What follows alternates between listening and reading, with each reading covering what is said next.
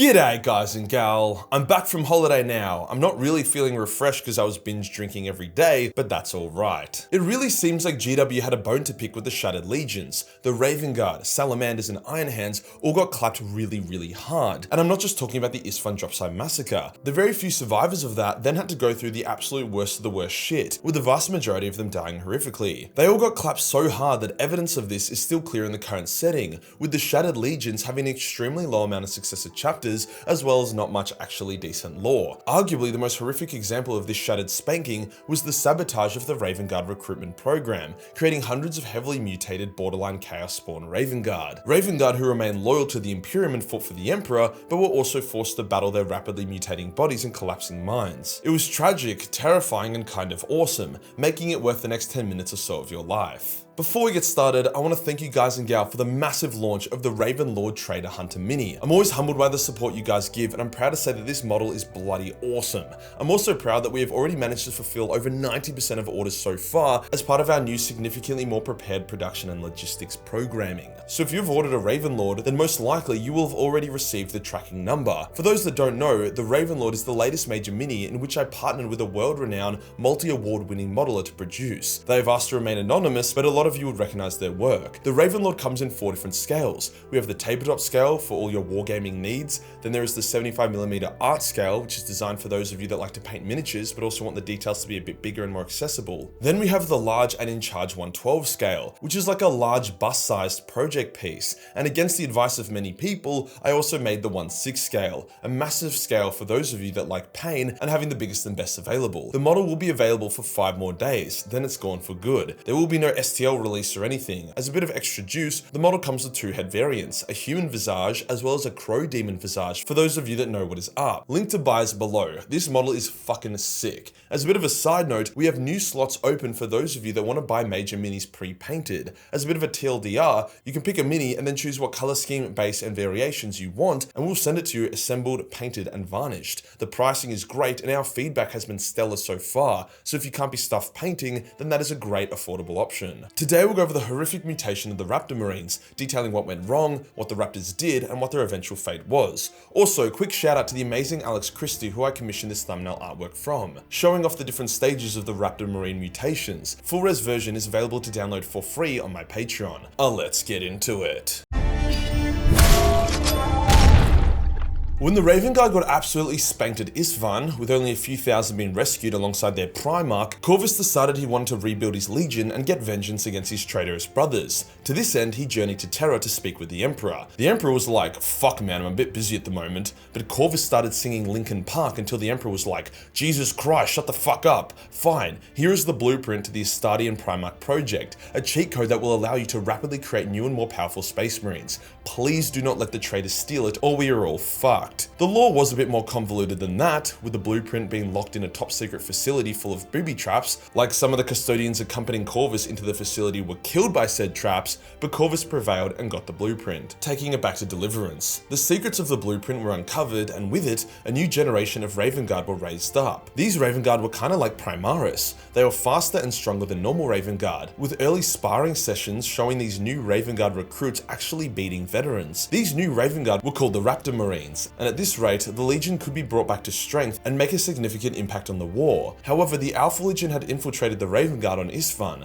locating Ravenguard corpses and taking them. They then had their faces and voices exchanged with the corpses, as well as their armor, and joined up with the survivors that were rescued. There wasn't many, but there was enough Alpha Legion operatives to cause an issue. The Alpha Legion wanted to steal the blueprint for themselves for obvious reasons, hence they stole it and then copied it, but the copy was corrupted. This corrupted copy was used to make another batch of Raptors who initially seemed normal, but then devolved into these mutated abominations. At first the mutations weren't terrible, longer teeth, longer nails, scales, feathers, beaks and whatnot. Most of the Raptors could still wear full power armor, helmets and so on. They also proved their loyalty and courage, fighting against the Alpha Legion invasion of Deliverance and uprooting and destroying the infiltrators. Because of this they are allowed to live, fighting as shock troops under Commander Bran. It actually would have been okay if that was it, however the mutations were progressive. Each of the Raptors would continue continually devolve further and further, becoming larger and more distorted. As an unexpected side effect, they also became significantly more powerful, with their bones jutting from their flesh able to cut through power armor or absorb bolt shells without issue. Despite their physical transformation, these twisted raptors were paired up in squads with their normal raptor brethren. They referred to the corrupted raptors as the Twists. They were given full honors and respect as standard legionnaires. On dozens of battlefields they proved themselves, their ferocity and power overwhelming traitor legionnaires who were genuinely horrified at what they were fighting. Like, imagine you're a word bearer, you've seen some shit, you've done some shit, maybe you even have glowing eyes and small horns from your exposure to the warp. Then you see this multi-limbed abomination with claw and fang charging at you on all fours, loping at you like a dog. You'd barely have time to say a quick prayer before you're torn limb from limb. However, despite the power of the raptors, they were not unkillable, and one by one they were dying. This wasn't helped by the fact that most of them wished for death, so they were happy to charge into a gun line and get obliterated if it allowed their brothers time to close the gap. After all, not many raptors could use bolt guns due to their mutated and oversized hands. There was one raptor that stood apart from the rest, their leader Navarhef. He too suffered from the mutations, but it was his actions that showed the raptors were worthy of the Ravenguard. However, even a noble warrior like Navar could not resist the darkness of the mutation forever. During one mission, Navar and his warriors encountered a world with a few space wolves on it that were holding back a Sons of Horus force. Navar and his warriors intervened and saved the wolves. The wolves were actually quite understanding and empathetic to the raptors' mutations, due to their own struggles with the Calyx Helix. When Navar found out these wolves were actually trying to find Corvus to watch over him and ensure he remained pure and loyal, Navar panicked. He believed that they would report the mutated raptors back to Russ, who in turn would deem them impure and destroy them and their Primarch. So as the wolves approached Navar, offering thanks for saving them and preparing to depart with them, the raptors fired upon his warriors, with Navar personally slaying the wolf lord of the watch pack. This act really showed off how doomed the raptors were. The corruption was seeping into their minds, making them bestial, impulsive, paranoid, anxious, and dishonorable. Navar felt terrible about what he had done, and he ended up telling Corvus. Corax didn't want division in the Legion at such an important time, so he swept it under the rug, but basically declared that the raptors would be used as suicide kamikaze troops, something Navar was actually pretty happy about as he sought the sweet release of death. Corvus himself was also feeling pretty suicidal. I'm not joking, the Ravenguard were extremely emo after Isstvan, and he wanted to achieve a glorious death protecting the injured Russ on Yarant.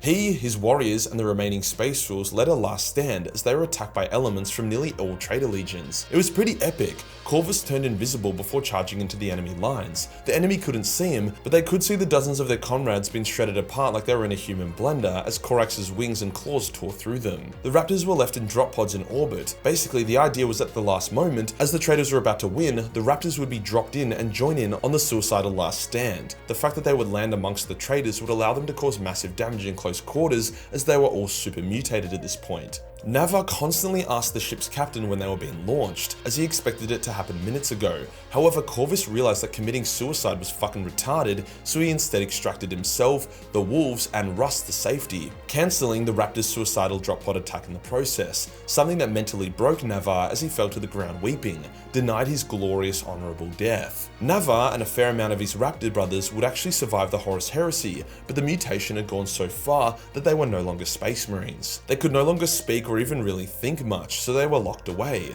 Originally, Corvus wished to cure them, thinking that if the Emperor could be reached and the heresy ended, his father's master of biomancy could cure them and make them normal. But the Emperor wasn't curing anyone anymore, so Corvus himself eventually came to them one by one. He comforted his sons, and then broke their necks. The tragedy of it was that as he entered their cages, they crawled over to him and nuzzled into him. He was their father, and their bestial instincts still told them that. They did not resist as he ended each of their lives. As Corvus came to Navar, he saw in his son's eyes a noble man trapped within a demonic beast, only ever to be released in death. In only a few years, Navar had gone from a bright-eyed youth to an eager aspirant to an honourable yet deformed legionnaire of the Ravenguard to then one of their best warriors and commanders. He deserved better than this. Corvus culled Navar, and in turn, a piece of himself died. It's often thought that the act of culling the Raptors is what pushed Corvus over the edge to embrace his inner warp power and become an avatar of hate and vengeance, as it was soon after this that he abandoned his legion and went into the Eye of Terror to hunt traitors,